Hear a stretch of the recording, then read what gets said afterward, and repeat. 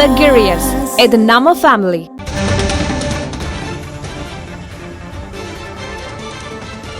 அதிமுக தேர்தல் அறிக்கையை எடப்பாடி பழனிசாமி வெளியிட்டார். அதன் முக்கிய வாக்குறுதிகள் என்னென்ன என்பதை பார்க்கலாம். ஆளுநர் பதவியின் நியமன முறை தொடர்பாக கருத்து கேட்க வேண்டும் என்று அந்த தேர்தல் அறிக்கையில் குறிப்பிடப்பட்டிருக்கிறது. அடுத்ததாக உச்சநீதிமன்ற கிளையை சென்னையில் அமைக்க மத்திய அரசை வலியுறுத்துவோம் என்று அதிமுகவின் தேர்தல் அறிக்கையில் குறிப்பிடப்பட்டிருக்கிறது. அடுத்ததாக நாடாளுமன்ற குளிர்கால கூட்டத்தை சென்னையில் நடத்த வலியுறுத்தப்படும். குற்ற வழக்கு சட்டங்களின் பெயர் மாற்றத்தை கைவிட வலியுறுத்தப்படும். வழக்காடு மொழியாக தமிழ் இடம்பெற வலியுறுத்தப்படும். மகாத்மா காந்தி ஊரக வேலைவாய்ப்பு உறுதி திட்டத்தில் ஊதிய உயர்வு கொடுக்க வலியுறுத்தப்படும். அதனைத் தொடர்ந்து மத்திய அரசின் திட்ட நிதி பகிர்வு, ரயிலில் பயண சலுகை, அடுத்ததாக மேகதாது அணை கட்டும் திட்டம் மற்றும் முல்லை பெரியாறு அணை பிரச்சினைக்கு தீர்வு காணப்படும் என்ற அம்சங்கள் எல்லாம் அதிமுகவின் முக்கிய வாக்குறுதிகளாக பார்க்கப்படுகின்றன. அதனைத் தொடர்ந்து பாலாற்றில் தடுப்பணை கட்டும் முயற்சிக்கு எதிர்ப்பு தெரிவிக்கப்படும். மேலும் காவிரி குண்டாறு வைகை இணைப்பு திட்டம், அதனைத் தொடர்ந்து கோதாவரி காவிரி இணைப்பு திட்டம், நடந்தாய் வாழி காவேரி திட்டம், கால்வாய்களில் கான்கிரீட் திட்டம் போன்ற பல்வேறு திட்டங்கள் குறித்த அம்சங்கள் அதிமுகவின் தேர்தல் அறிக்கையில் இடம்பெற்றுள்ளன. நீட் தேர்வுக்கு மாற்று தேர்வு முறை பரிந்துரை செய்யப்படும் என்ற ஒரு முக்கியமான அம்சமும் அதிமுகவின் தேர்தல் அறிக்கையில் இடம்பெற்றிருக்கிறது. இது தொடர்பான கூடுதல் விவரங்களை வழங்குவதற்காக செய்தியாளர் ஸ்டாலின் இணைப்பில் இருக்கிறார். ஸ்டாலின், அதிமுகவோட தேர்தல் அறிக்கையை எடப்பாடி பழனிசாமி வெளியிட்டிருக்காரு. அந்த தேர்தல் அறிக்கையில முக்கியமான அம்சங்கள் என்னென்ன அப்படிங்கறத குறிப்பிடுங்க.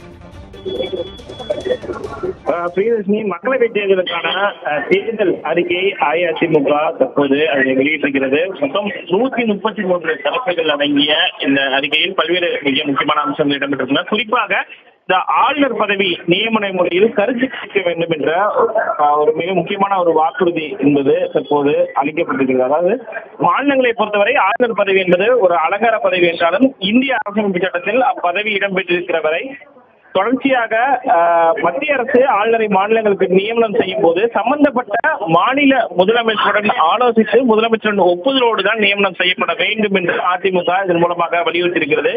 தொடர்ச்சியாக நீட் விவகாரத்தை பொறுத்த வரைக்கும் மருத்துவ படிப்புக்கான நீட்டுக்கு மாற்று தேர்வு முறையை அமல்படுத்தப்படுவதற்கான நடவடிக்கையை அதிமுக மேற்கொள்ளும் என்று தெரிவிக்கப்பட்டது.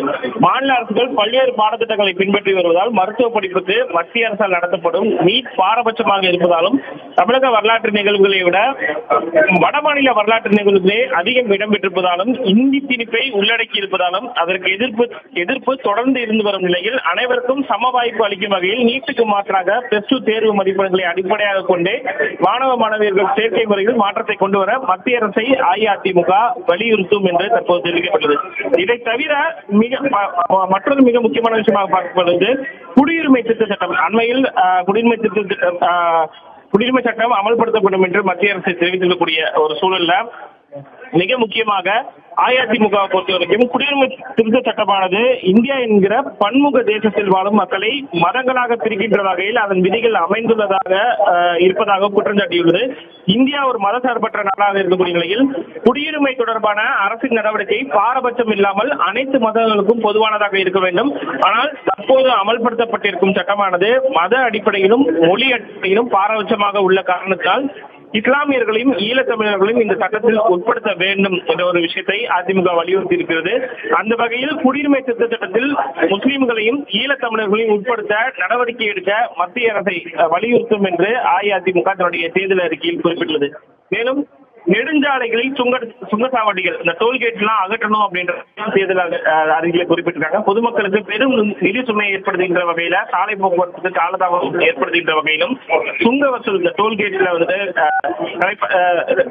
அதாவது சேகரிக்கக்கூடிய அந்த கட்டணம் என்பது நியாயமற்ற முறையில் இருப்பதாகவும் அதனால் தேவையற்ற இடங்களில் இருக்கக்கூடிய இந்த சுங்கச்சாவடிகளை முற்றிலுமாக அகற்றுவதற்கு மத்திய அரசை அஇஅதிமுக வலியுறுத்தும் என்றும் தெரிவிக்கப்பட்டது. இது தவிர பிற விஷயங்களை பொறுத்த வரைக்கும் மாநில அரசு, அதாவது மாநிலம் சார்ந்த பிரச்சனைகளுக்கு ஒரு முன்னுரிமை அளிக்கும் வகையில இந்த மேகதாது அணை விவகாரம், முல்லை பெரியாறு அணை, பாலாற்று தடுப்பணை பிரச்சனை, காவிரி குண்டாறு இணைப்பு திட்டம், கோதாவரி காவிரி இணைப்பு திட்டம் உள்ளிட்ட பல்வேறு விஷயங்கள் இடம்பெற்றிருக்கின்றன அப்படின்னு குறிப்பிட்டீங்க. நம்ம தொடர்ந்து பேசலாம்.